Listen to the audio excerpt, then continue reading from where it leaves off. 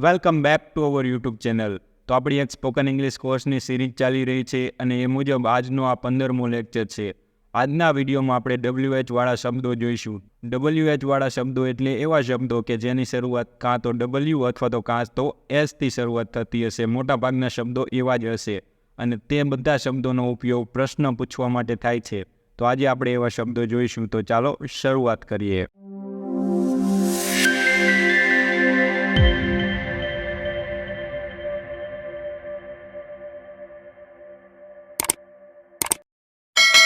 આપણે WH વાળા શબ્દોની એક ઈ-બુક બનાવી છે જેમાં 100ની આજુબાજુ શબ્દો આપેલા છે. જો તમે ડાઉનલોડ કરવા માંગતા હોય તો ડિસ્ક્રિપ્શનમાં લિંક આપેલી છે, ત્યાંથી તમે ડાઉનલોડ કરી શકો છો.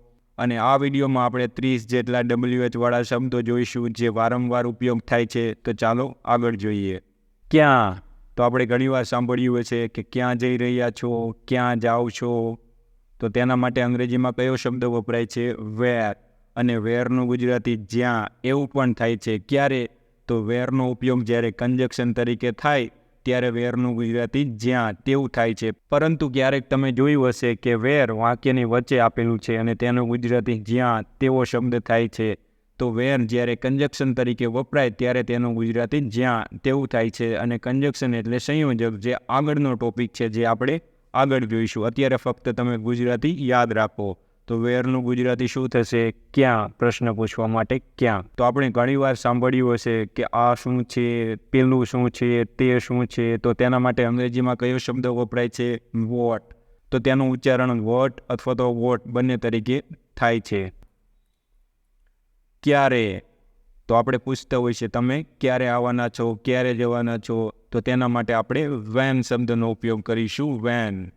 તો વેનનું ગુજરાતી જ્યારે તેવું પણ થાય છે. ક્યારે થશે? તો કંજક્શન તરીકે જ્યારે વપરાય ત્યારે. અને કંજક્શન વિશે આપણે જ્યારે શીખીશું ત્યારે હું તમને ફરી પાછો શીખવાડીશ. ક્યાંથી? તો આપણે ઘણીવાર સાંભળ્યું હશે તમે ક્યાંથી આવ્યા છો, ક્યાંથી આવો છો. તો તેના માટે વેન શબ્દ વપરાય છે. વેન્સ. અને આ એક એડવાન્સ ઇંગ્લિશનો શબ્દ છે. શા માટે? તો તમે શા માટે જાઓ છો, શા માટે કર્યું, આવા ઘણા બધા પ્રશ્નો આપણે સાંભળતા જોઈએ છીએ. તો તેના માટે કયો શબ્દ વપરાય છે? વાય. વાય. કેમ અથવા તો કેવી રીતે? કેમ છો, તમે આ કેવી રીતે કર્યું. તો આવા પ્રશ્નો બનાવવા માટે અંગ્રેજીમાં હાઉ શબ્દનો ઉપયોગ થાય છે. How are you, how did you do. કોણ?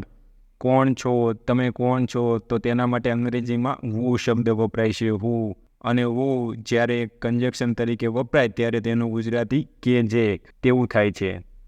કોણ કોણ? તો કોણ કોણ જઈ રહ્યું છે, કોણ કોણ આવી રહ્યું છે. તો આવા પ્રશ્નો પણ આપણે સાંભળતા હોઈએ છીએ. અને આવા પ્રશ્નો બનાવવા માટે અંગ્રેજીમાં હુઅલ શબ્દનો પ્રયોગ કરવામાં આવે છે. કોને? તમે કોને મોબાઈલ આપ્યો. તો આવા પ્રશ્નો બનાવવા માટે અંગ્રેજીમાં હુમ શબ્દનો પ્રયોગ થાય છે. અને હું જ્યારે કંજક્શન તરીકે વપરાય ત્યારે તેનું ગુજરાતી કે જેને એવું થાય છે. કોનું? તો આ કોનું ઘર છે. તો કોનું શબ્દ માટે આપણે અંગ્રેજીમાં હુઝ શબ્દનો પ્રયોગ કરીશું. હુઝ. અને હુઝ જ્યારે કંજક્શન તરીકે વપરાય ત્યારે તેનું ગુજરાતી જેનું એવું થાય છે. કઈ? કયું? જેમ કે કઈ છોકરી, કયું ઘર. તો તેના માટે આપણે વિચ શબ્દનો પ્રયોગ કરીશું. વિચ. અને વિચ જ્યારે એક કંજક્શન તરીકે વપરાય ત્યારે તે ફક્ત વસ્તુ સાથે જ વપરાય છે. ત્યારે તે કોઈ મનુષ્ય સાથે વપરાશે નહીં. પરંતુ વિચ જ્યારે પ્રશ્ન પૂછવા માટે ઉપયોગ થયેલું હોય ત્યારે વ્યક્તિ માટે પણ વપરાય છે. જેમ કે કયો છોકરો, વિચ બોય, વિચ ગર્લ. કેટલું પાણી છે, કેટલું પેટ્રોલ છે. તો તેના માટે આપણે હાઉ મચ શબ્દનો પ્રયોગ કરીશું. અને કેટલું શબ્દ આપણે વાપરીશું ત્યારે તેના ગણી નહીં શકાય તેવું હશે. કેટલા? તો ગણી શકાય તેવા નામ સાથે. તો તેના માટે અંગ્રેજીમાં કયો શબ્દ વપરાય છે? How many. How many people are there. ક્યારથી? તો ક્યારથી શબ્દ માટે અંગ્રેજીમાં ફ્રોમ વેન વપરાશે. ક્યારથી? તો આ ક્યારથી શબ્દ વડે જ્યારે પ્રશ્ન બનેલો હશે ત્યારે હંમેશા સમય સાથે પ્રશ્ન બનાવવામાં આવેલો હશે. અને તે શબ્દ માટે સિન્સ વેન વપરાય છે. જ્યારે વાક્ય આવશે ત્યારે હું તમને ફરી પાછો શીખવાડીશ. કેટલા સમયથી? તો તેના માટે હાઉ લોંગ. કેટલી વાર? તો તેના માટે અંગ્રેજીમાં કયો શબ્દ વપરાય છે? How often. How often do you go there?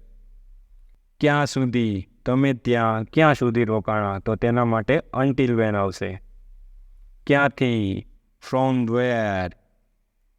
કોની સાથે? તો તમે કોની સાથે ગયા? તો તેના માટે વિથ હુમ શબ્દ આવશે. કોની માટે? તો તેના માટે ફોર હુમ વપરાય છે. કોના વિશે? તો તેના માટે અંગ્રેજીમાં અબાઉટ હુમ એવો શબ્દ વપરાય છે. કોના દ્વારા? તો તેને આપણે અંગ્રેજીમાં બાય હુમ દ્વારા બનાવી શકીએ છીએ. કેટલા લોકો? How many people. કેવા પ્રકારના લોકો? વટ કાઇન્ડ ઓફ પીપલ. આવા કેટલા લોકો? How many such people. કેવા પ્રકારનું? What kind of, what type of. તમારામાંથી કેટલા? તો હાઉ મેની ઓફ યુ. તો આપણે ઘણીવાર સાંભળ્યું હશે કે તમારામાંથી કેટલા અમારી સાથે આવી રહ્યા છો, તો ત્યારે હાઉ મેની ઓફ યુ શબ્દનો પ્રયોગ થાય છે. શેના માટે? તો તેના માટે કયો શબ્દ વપરાય છે? Four vote. અને કન્જક્શન તરીકે વપરાય ત્યારે જેના માટે એવું ગુજરાતી થાય છે. તો શું? પછી શું? What than.